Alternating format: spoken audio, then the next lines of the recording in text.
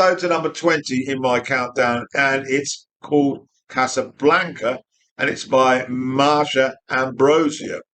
Right, now this young woman has delivered a great R&B album. She was previously with a band called Floetry, which I didn't know, before launching her solo career. And she's got Dr. Durr, or is it Durr Doctor, on the production. He's quite well renowned in soul circles. It's very contemporary R&B, lots of orchestral arrangements. Um, young Marsha is also the songwriter, and she's crafted sort of songs that owe a sort of certain familiarity with Michael Jackson, Alicia Keys, Solange, and it's all very, very nice. Smoochy female ballads are in order. I'm into female singers this year, and you'll probably realise that when we go down the list. And she's also got some nice jazz touches here. Think of Billie Holiday. Powerful vocal presentation, and it really gets to you. They enhance her her well voiced views on being an African American, and Stevie Wonder sounds percolated in my ears as well. There will be a link to this, as I say, for the YouTube, and also tracks if you're watching this on Rumble. Right. I adjusted my seating position if you're wondering why it's changed a bit. It's called eyesight. Yeah, at 70, eyes start to become very, very important. And I am reading some notes, as you probably would have worked out. Joint 20 in my countdown. Yes, I couldn't separate this one. And this is Imaginal Disc, and it's by a group called Magdalena Bay. They're out of Los Angeles. This was released in August. It's their second album, and it's the collaborated talents of singer Mika Tenenbaum and her instrumental producer Matt Lewin. It's a beautiful pop album, this, with psychedelic new age dance, you name it, it's in here, and it really is an excellent album to listen to in the car. She's got a very cute diva-like presentation as Mika, a little bit like Madonna, it has to be said, and the sonically textured blend of instruments is at the forefront of the album. Synths, of course, piano, cloudy strings, and astral horns touch a lot of these songs, and it's got a lovely beat to it.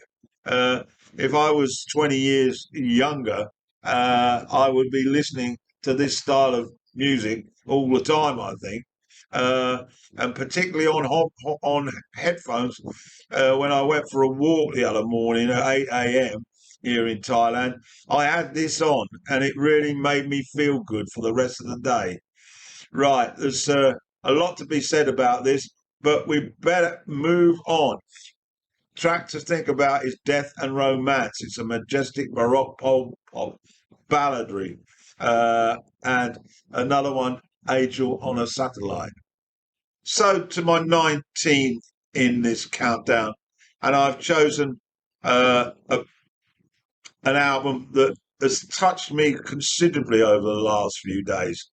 The title of the album is Swing Fever, and it is a collaborative effort between the legendary Rod Stewart, who sadly left us a few days ago, and Jools Holland. This came out in February, and it's jazz swing done like the original folk did it in the sort of 20s, 30s, 40s, and 50s. Rod is the showman, and tap dancing Jools is the bouncy piano player. It's really is a tremendous piece of music.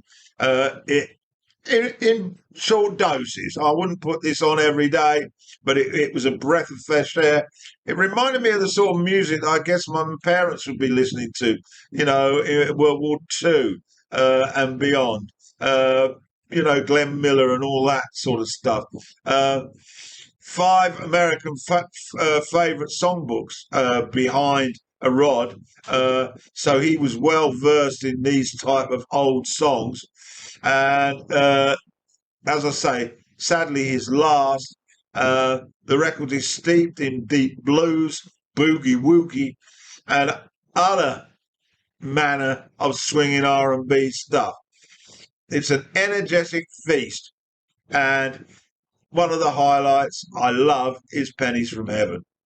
Get to listen to it. Rod Stewart, Jules Holland, Swing Fever. 218 then. This is an album by a female, a British female.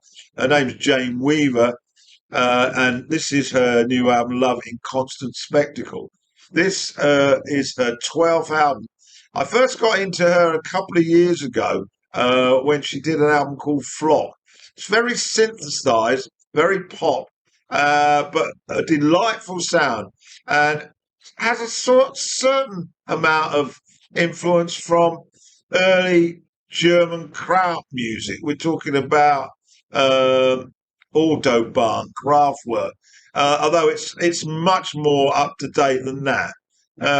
Anyway, James says of this particular album, it's about searching for joy, wanting to love and feel loved, and then uncovering it in unusual places and in the smallest hidden things in life. Magnified under rocks and stories, it explores connecting with nature and your surroundings as opposed to other people focusing on autonomy. It's about new beginnings and feeling bewitched. Well, she's just about summed up my review there. Great songs, though. Favourites of mine, Romantic Worlds and Emotional Components. So that's Love in Constant Spectacle by Jane Weaver. At 17 in my countdown is an album called In This City They Call You Love. It's by Richard Hawley, and this is a name that I knew, but I didn't know why I knew him. But I did some research on him sort of a year or so back because I started to hear that he was worth a download. And so I downloaded this one, and I'm really delighted that I have. Now, for those of you more in the know-how of the pop world, you'll tell me, which I now know, that Richard Hawley started out in the 90s, late 90s, with a band called Long Pigs. And I've got an album with by them, which hasn't really had a play in 15 years. But he's more commonly associated with the Brit-pop band Pulp, alongside Jarvis Cocker. And Richard is from Sheffield. And this album draws on characters and architectural memories while growing up in Sheffield. The music, well, it's got Baroque pop alongside fiery blues and psychedelic folk. It's his ninth album, and it's a really nice. Songs, I'll Never Get Over You and Do I Really Need to Know? They're sort of quiet and precise, and uh, a really, melting type feel to them. Slow ones particularly. So that's 17 then. In This City They Call You Love by Richard Hawley. At 16 is one of those legends who actually surprises you that he's actually still recording. He first started out in the late 60s, and he's still delivering five-star material now. I got into this guy probably in the 90s. I don't know why I didn't find him in the 70s. He was with the band Fairport Convention. Yes, we're talking about Richard Thompson. And his new album is called Ship to Sure. It was released in May, and it's a sort of sequel to his 2018 album, 13 Rivers. It was recorded in Woodstock, would you believe, New York. What a place to record an album. A great songwriting and sharp, inventive guitar playing, much like most of his material. But do we ever get sick of it? Never. Those stories are magical, and his guitar playing, he's one of the best in the business. Anyway, this is a perfect match for Thompson fans and maybe a few newbies wanting to explore why this 75-year-old veteran is viewed by serious music lovers as a wine that gets better and better with age. The signature folk rock style he helped produce and pioneer all those years back remains the baseline of the sound. But then there's mandolin and accordion, which is added on, and he usually plays those. And then there's the wizardry on the guitar, and he usually adds in a touch of fiddle. And on this particular album, the fiddle's played by David Mansfield. Uh, Anyway, absolutely gorgeous. My favourite song on this is Sadie, Sunshine Sadie, or something like that. And the other songs are Turnstile Casanova and What's Let to Lose. Okay, Richard Thompson. It's my 16 on my top 20. And number 15 is an album called Beautiful Broken. It's by an artist called Jelly Roll. Now, I hadn't heard of Jelly Roll. I just downloaded this, put it on, and I thought, oh, this is really pleasant. There's a whopping 22 songs on the album, so it's really a double. He's a 40-year-old who harks back to really, he made his mark on society as a late teenager, being a guest at a juvenile detention facility. And he was there for 3 years. And he then gravitated to rapping and now has transformed himself into a sort of country ballad singer. And a few years back, won the Country Music Award in New York, I think, for the New Artist of the Year. Now there's a melting pot of countrified gospel blues, and it's a delightful listen. Got a good voice, this guy, and it's very down to earth sort of lyric as well. So I wonder if you might give this a listen. It's called Beautiful Broken, and it's by Jelly Roll. At 14 is an album that I think was released at the back end of 2023, but it's been included in a lot of top 10s for 2024, and it's in my top 20. It's called Prelude to Ecstasy, and it's by The Last Dinner Party. This is an all-female band. They're described as all rock, but they're a bit special.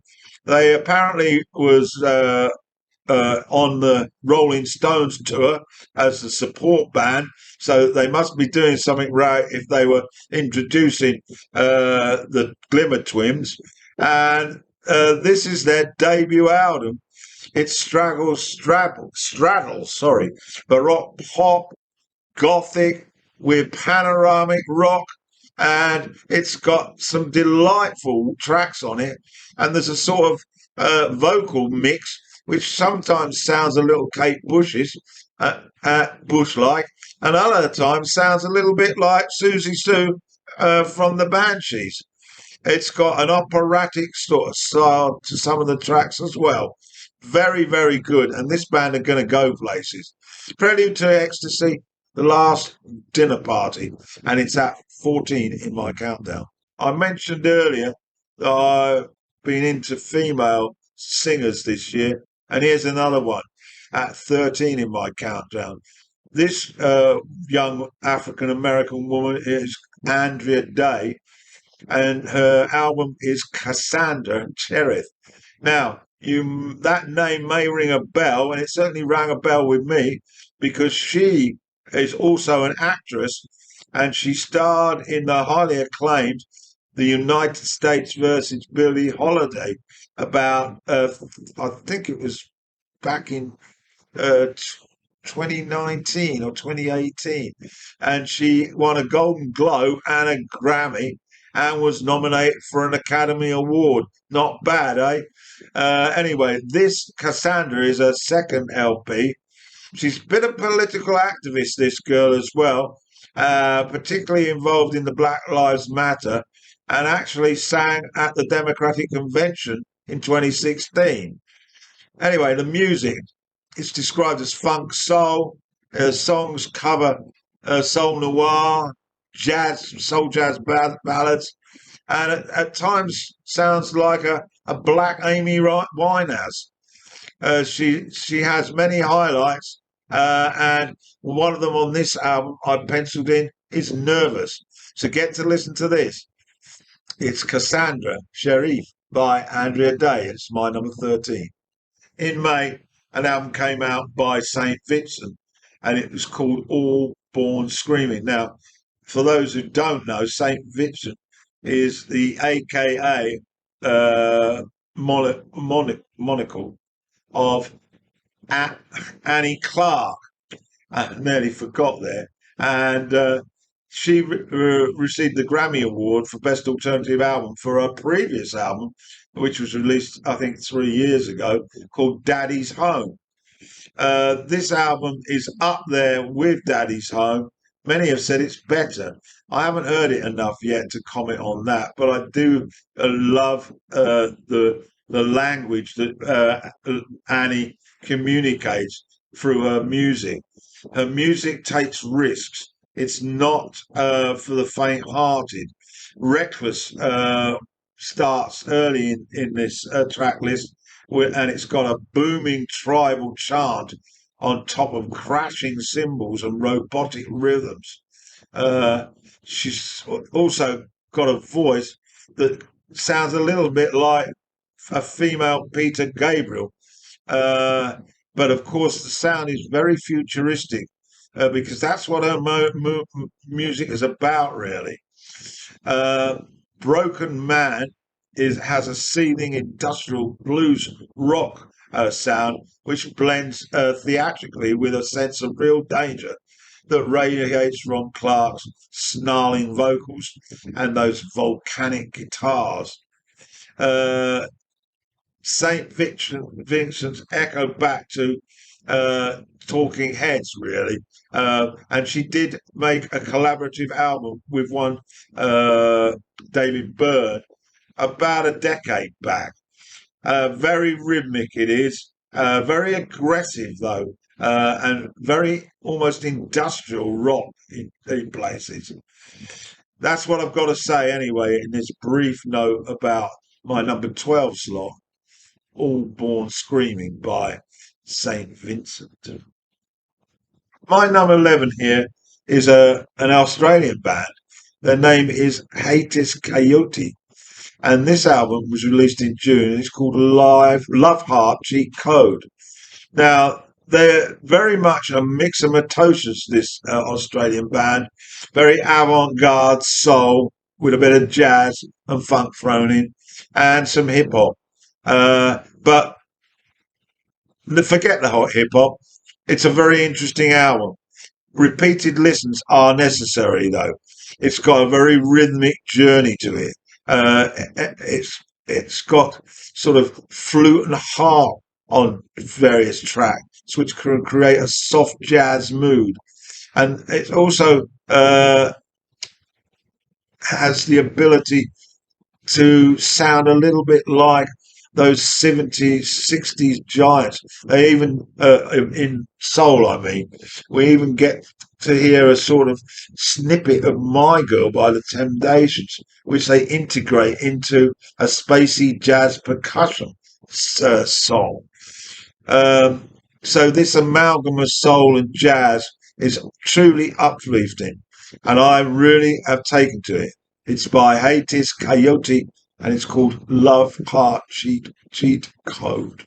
At number 10 in my countdown is an album called The Future Is Our Way Out, and it's by a band with a strange name, really. Bridget Calls Me Baby. This was released in August, and it combines. It's a very interesting album, but particularly from the vocal standpoint, because the lead singer has a remarkable similarity to some of Elvis Presley's vintage ballads, and it also has that soaring 80s new wave alongside this. In addition, some of the tracks I've found, and so do others, considered to be very much like Morrissey. And there's a couple of songs that sound almost like the Smiths. I Want to Die in the Suburbs is one example. Anyway, it's got a retro feel to it, but it's a very, very interesting album, and I liked it. The Future Is Our Way Out by Bridget Calls Me Baby. It was released in August and it's at number 10 in my countdown. So to 9 then. Only God Was Above Us. And this is an album by Vampire Weekend. It was released in April and I think it's their fifth release. But I stand corrected on that. Anyway, I was particularly attracted initially by the cover, the inside of an abandoned subway car. And there's a person seen sitting and holding a newspaper. And on the newspaper is the headline, Only God Was Above Us. Now, farther down where the uh, car is, we see an out of focus person standing on one side of the cab with their back towards the camera. And what this means, I have no idea. But the album's title is derived from the headline of a March 1988 newspaper called the New York Daily News. And this article described the events of an event involving an accident involving an airline flight 244 in which structural failure caused the aircraft's roof to come off in mid-flight. And the phrase, Only God Was Above Us, apparently was a comment by one of the passengers. So how he got hold of all this, I'll never know. But this, what intrigues me so much about Koenig. He's always full of something very unusual. And of course, the music, well, the music continues to be beyond categorization, really. And there's still that sort of classical raga feel to it. The highlight, however, is the final track, which is an absolute dream. And I suggest you listen to it. It's called Hope. So that's my number 9. Only God Was Above Us from Vampire Weekend. Let's move up to number 8 on this countdown. And this could be Texas. That's the name of the album. And it's by a band called English Teacher, released in May. Now, English Teacher are a British indie sort of band from Leeds and Lancashire and were formed in 2020. This year, they won the Mercury Music Prize, which is given out each year for this particular album. So I thought this would be worth a listen, and I'm really happy that I did. Indie it is, but basic it isn't. And it incorporates bits of jazz fusion thrown together, and also a lot of sort of gothic rock influences, as well as the sort of electronics that go with these sorts of bands. In patches, they might sound like a little bit of Radiohead, but it's a thoroughly enchanting album. And of course, I did cover this on that release back in May. There we have it then. At number 8, this could be Texas, and it's by the English band English Teacher. Up to 7 then, it's Look to the East, Look to the West. It's by a band called Camera Obscura. I've come to this band very, very late, which is my loss. This was their 6th studio album. They're a Scottish indie pop band, and their first album was 11 years back. But this one was the first since the death of their keyboardist, Carrie Lander, who'd been with the band from its beginnings. And she died in 2015. And It taken some time. Donna Marcioccia had taken her place as a permanent member this year. Sorry, last year.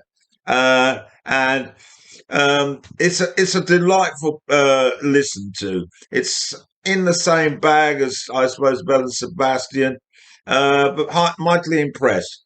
I know Gatewell 33 loves this band and has commented on that as before on the vinyl community. Uh, Campbell's surgically precise lyrics and honey sweet vocals, plus the band's near telepathic interplay, and that's what you get here. And Lovely melodies again of the strength here with electronic pulses. There's a bit of pedal steel guitar, which tends to lean it slightly in a country rock way, and it's got it's got everything really, bits of strings and horns, but it's delightful stuff. So get to listen to it. It's the new album by Camera Obscura. Look to the east, look to the west, and it's at number 7 in my countdown.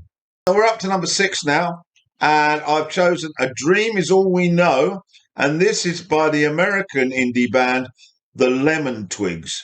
A little bit like Camera Obscura, these have gone under my radar. They released this latest album in May, and they're out from Long Island in New York. Mainly they are the combination of two brothers, Brian and Michael Addario, and they made their debut back in 2016. They're definitely power pop with jangly guitars, and they have a nostalgic message it continued with this album. Many of the tracks had what I would describe as Beach Boys style harmonies, and there was also one or two, well, certainly one that was influenced by the Byrds with the 12-string jangly guitar, and there was also a bit of bossa nova on one track. A delightful roller coaster of foot tapping radio friendly sounds, and this was their fifth. So get to listen to it. Lemon Twigs. A Dream Is All We Know, and it's at number 6. Now we're up to number 5, and this was a much awaited release by yours truly, as I consider this artist as probably my favourite since the beginning of the millennium. His name's Paul Weller, and he released 66 in May, and it's his 17th studio album, would you believe? And the title, well, it reflected his aging. He was due to have a birthday shortly after its release, and he is now 66. Most of this album, the material anyway, was sort of partially constructed during lockdown and left on the shelf for a while. Co-wrote many of the tunes with some of his old friends, including Noel Gallagher and Bobby Gillespie from Primal Scream. The music's soft and subtle, with orchestrated baroque pop at times. The gentleness suits a suite of songs that float along effortlessly. It features contributions, as I mentioned, from Gallagher, Gillespie. Suggs chips in with a song. He was, of course, with Madness. Richard Hawley is also featured, and one Dr. Robert from the Blow Monkeys turns up.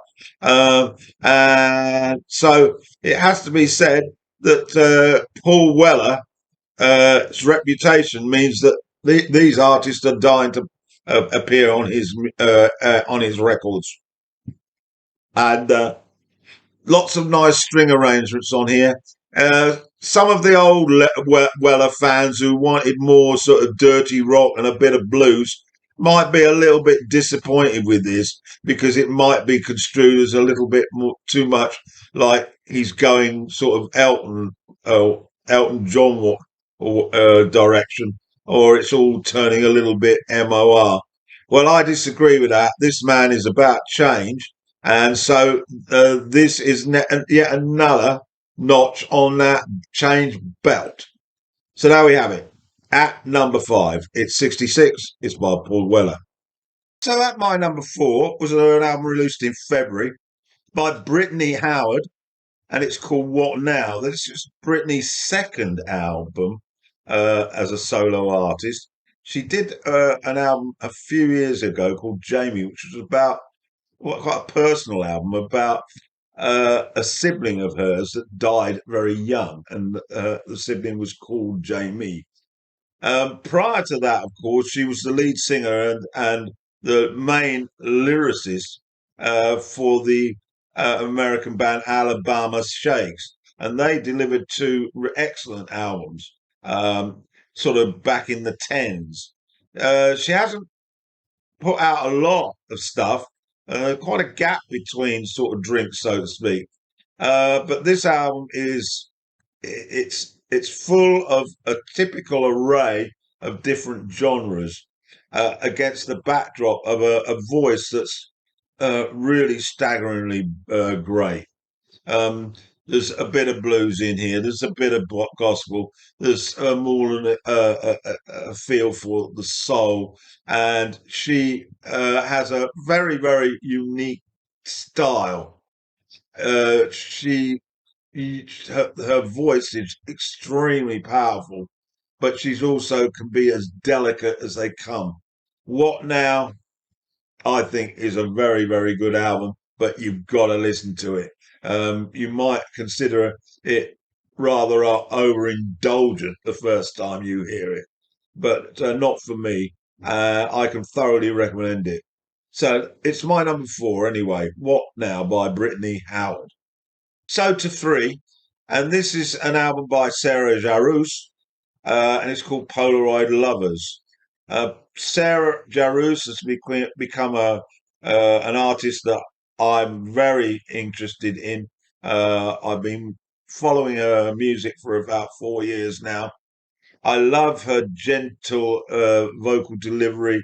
She's an extremely talented musician. She plays mandolin. She plays, of course, acoustic guitar, and she also plays banjo, no, fiddle, I think, fiddle. So she's got multi-talented and a lovely band behind her. I'm not too sure how many albums she's made now. I think it's maybe 5. But this was as good as those. In fact, they all spiral up at the 5-star level as far as I'm concerned. So get to listen to this one. Sarah Jarosz. This album came out in January. It's called Polaroid Lovers. Delightful stuff. Well, this album was well received, really, across the board by most. But I haven't seen anybody rank it quite as highly as I am doing. But I've selected my number 2 as Cowboy Carter by Beyonce. Now, I haven't really, generally speaking, followed her career. I've dipped into her from time to time. Obviously, appreciated the R&B soul origins of her music. She's got a beautiful voice, and she's also extremely visual. But this came right out of the blue. This was her look at country music, and although it's not strictly country, it's certainly influenced by it. It's country rock with all the other aspects to her thrown in as well.